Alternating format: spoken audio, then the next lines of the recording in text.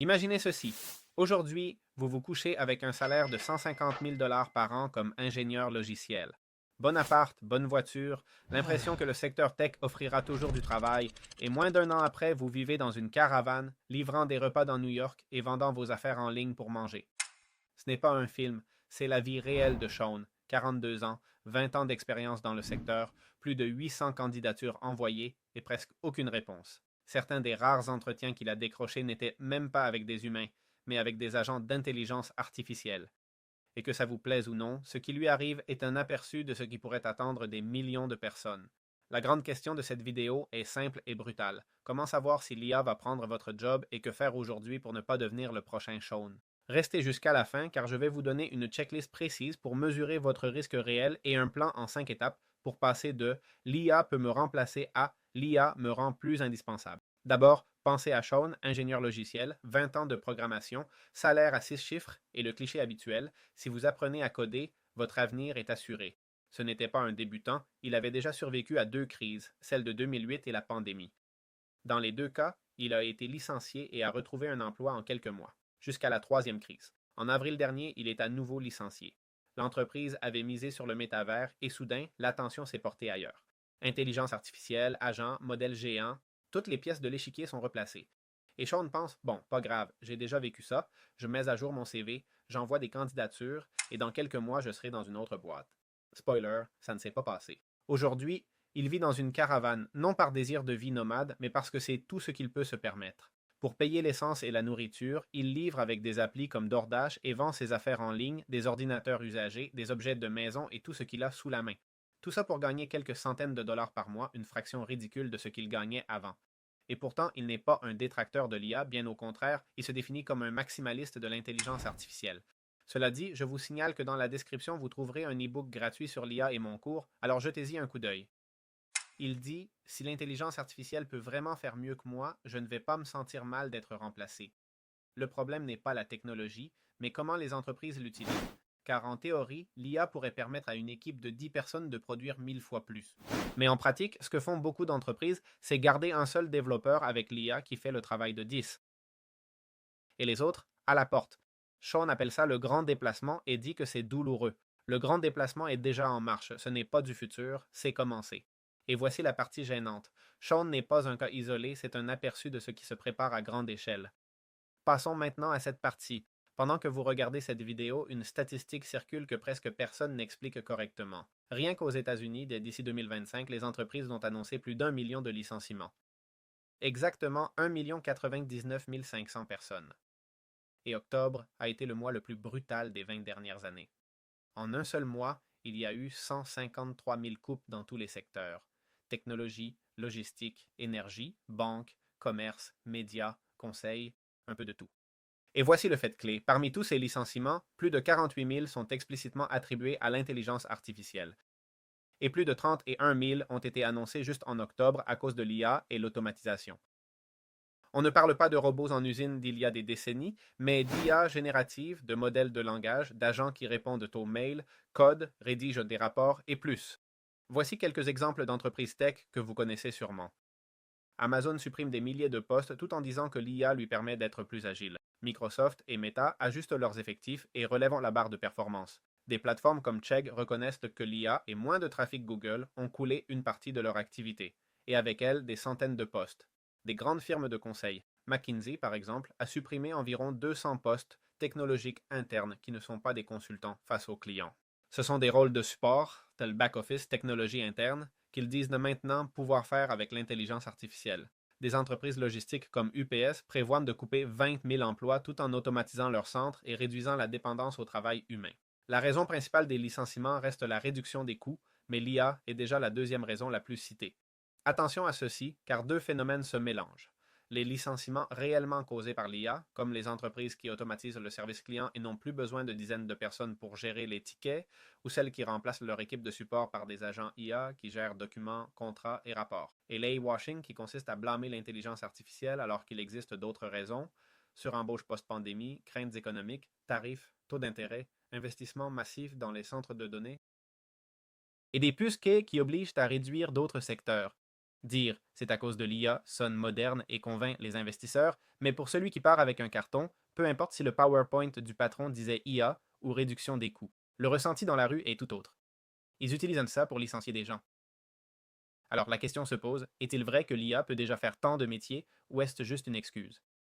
Et la réalité est moins simple qu'un oui ou non, car elle peut déjà faire bien plus que vous ne pensez, mais n'est pas encore utilisée à fond partout. Et cela soulève une autre question. Avez-vous le temps de réagir ou l'horloge tourne-t-elle déjà? Voyons ce que l'intelligence artificielle sait faire et ce qu'elle ne sait pas encore. Alors, concrétisons tout ça. Une équipe de Mead a créé ce qu'ils appellent un jumeau numérique du marché du travail américain. Ils ont simulé plus de 150 millions de travailleurs avec 32 000 compétences différentes dans près de 1000 types d'emplois. Et ils ont comparé ces tâches avec ce que l'IA peut déjà faire aujourd'hui avec la technologie actuelle à un coût raisonnable. Le résultat? L'intelligence artificielle est déjà techniquement capable d'effectuer des tâches équivalent à 11,7% du marché du travail. Non seulement elle pourrait un jour le faire, mais elle le peut déjà, à un prix qui rivalise avec le salaire humain. Cela équivaut à peu près à 1,2 billion de dollars en salaire. Mais voici le point essentiel. Ces 11,7% ne signifient pas que demain, 11,7% des gens se retrouveront au chômage. Cela signifie que, d'un point de vue technique et économique, l'IA peut déjà accomplir ces tâches.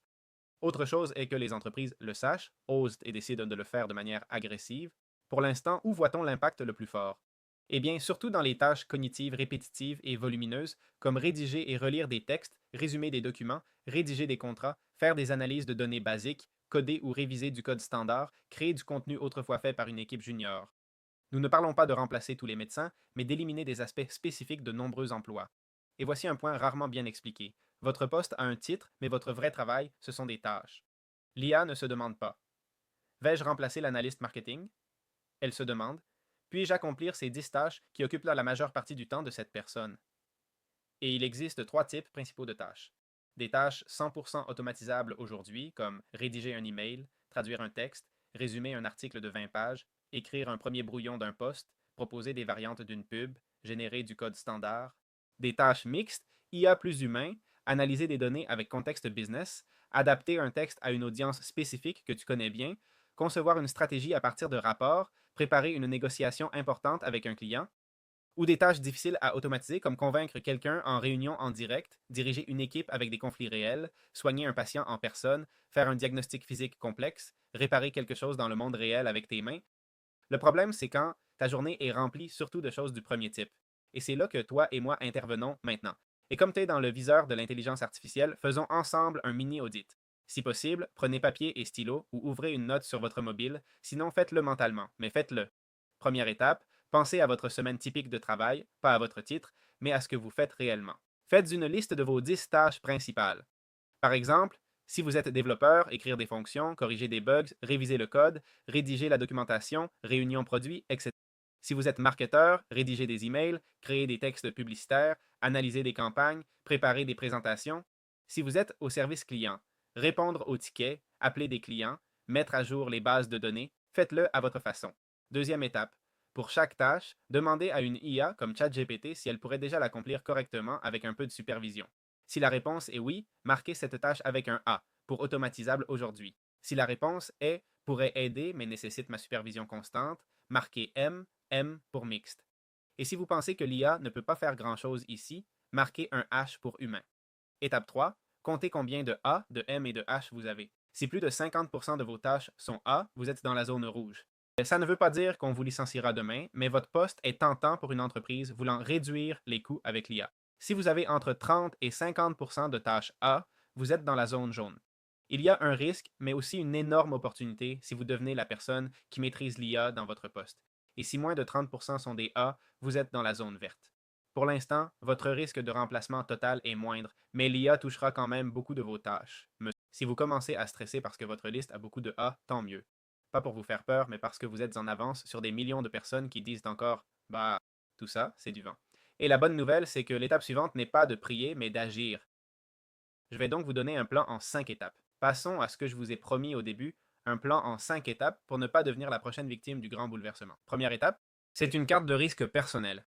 Vous avez votre liste de tâches A, M et H et voici votre carte des risques. Un petit ajustement. Classez vos tâches de plus longues à moins longues. Si 70% de votre journée est occupée par des tâches A automatisables, c'est comme si votre maison était sur une plage où la marée monte. Votre objectif est clair, réduire le temps consacré aux tâches automatisables et augmenter celui des tâches mixtes et humaines.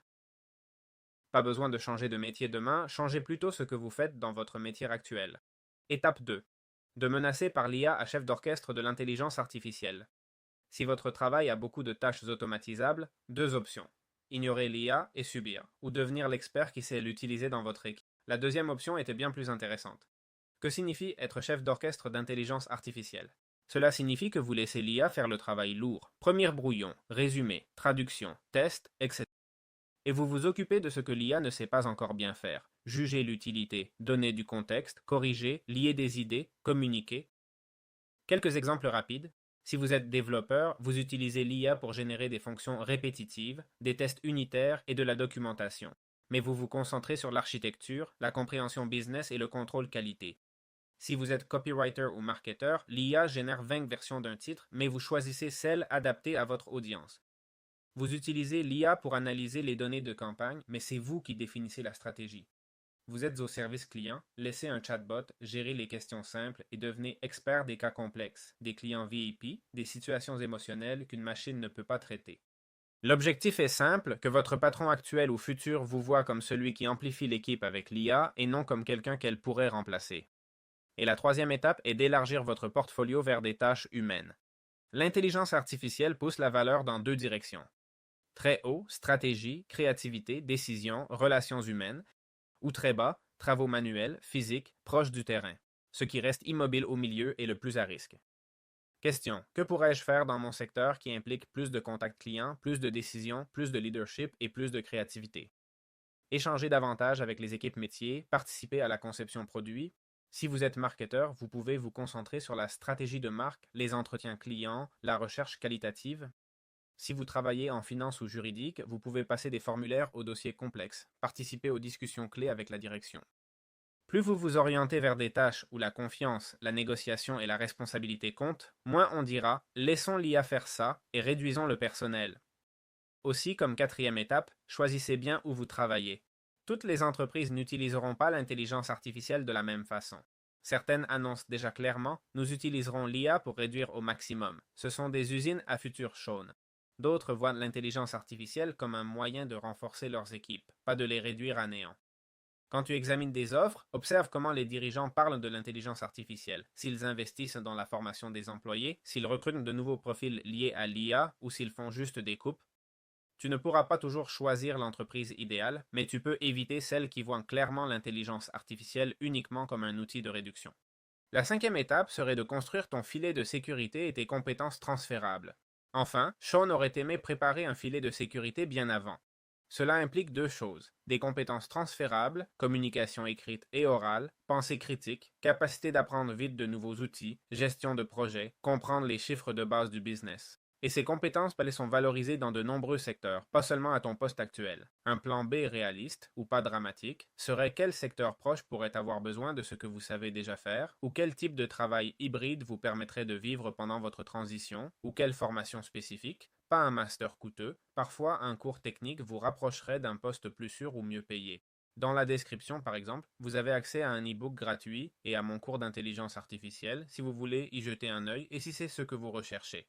Il ne s'agit pas de vivre dans la peur, mais plutôt d'essayer de ne pas dépendre d'une seule carte. Évidemment, ce n'est pas aussi simple que je le présente dans cette vidéo, et cela demandera plus de travail de votre part et un effort d'adaptation aux changements qui se produisent dans la société. Mais la réalité, c'est que vous n'avez pas d'autre choix. Et si l'IA pousse vraiment dans ton secteur, plus tôt tu l'adoptes ou changes pour un secteur non envahi, mieux ce sera pour toi. Car la réalité, c'est que vu comment les choses évoluent, il semble que le futur, tôt ou tard, va arriver. Finalement, je veux parler de trois futurs possibles. Il y a une phrase de Geoffrey Hinton, l'un des pères de l'intelligence artificielle que j'aime beaucoup. Il dit que penser au futur de l'IA, c'est comme conduire dans le brouillard. Tu vois clairement les prochains mètres, mais à 10 km, tu ne vois rien. Malgré tout, on peut imaginer trois scénarios, et tu peux décider dans lequel tu veux être. Le premier scénario serait l'IA comme prétexte pour réduire massivement. Des entreprises qui automatisent tout ce qui ils peuvent agir sans penser aux gens, aux travailleurs désorientés, en colère, aux sociétés où les inégalités s'accroissent.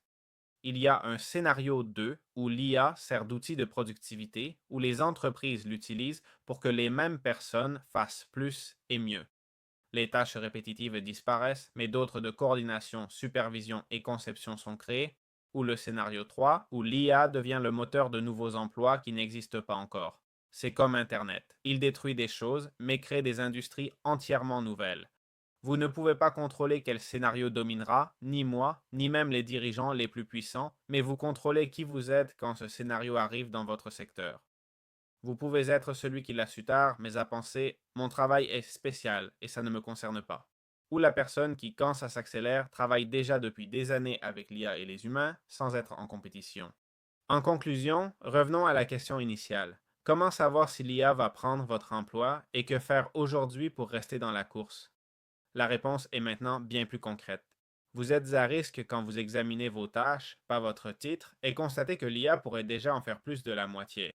Vous savez quoi faire quand vous acceptez cette réalité, devenez chef d'orchestre de l'IA, consacrez votre temps aux tâches humaines, choisissez des entreprises qui complètent plutôt que coupent, et développez des compétences utiles même en changeant de secteur. Sean est un avertissement. Vous pouvez encore écrire une autre histoire. Pour que cette vidéo ne soit pas juste sur la peur et rien d'autre, je vous laisse un petit e-book gratuit dans la description et un petit défi d'action rapide. Dans les prochaines 24 heures, faites une liste de 10 tâches et classez-les en automatisables, mixtes ou humaines. Identifiez ces tâches et pour celles qui sont automatisables, travaillez à réduire leur temps d'exécution afin que votre travail soit plus humain ou mixte, car si tout votre travail est automatisable, vous serez évidemment remplacé. Enfin, si vous connaissez quelqu'un qui dit mon travail est intouchable ou l'IA ne pourra jamais faire ce que je fais, envoyez-lui cette vidéo. Mieux vaut qu'il s'énerve un peu maintenant plutôt que de se réveiller dans quelques années dans une caravane comme Sean.